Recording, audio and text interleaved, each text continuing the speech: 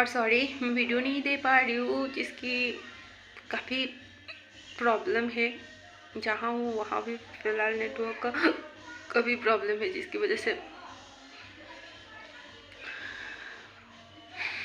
क्या कर सकते हैं। नसीब ही ऐसा है कि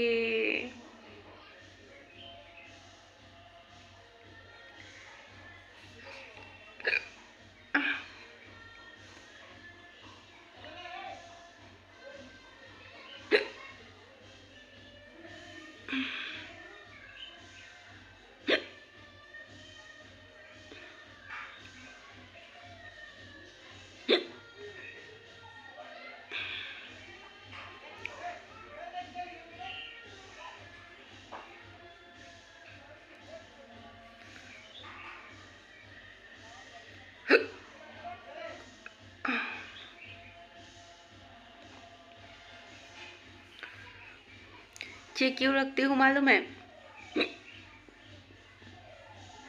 कमेंट करके बताना लेडीज़ लोग जो ये वीडियो देखें।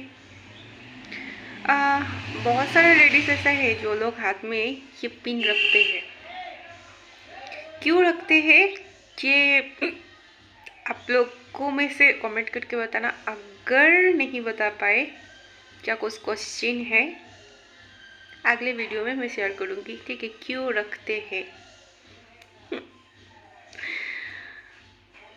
मुझे मालूम है बहुत सारे आदमी लोगों का सवाल होगा ये।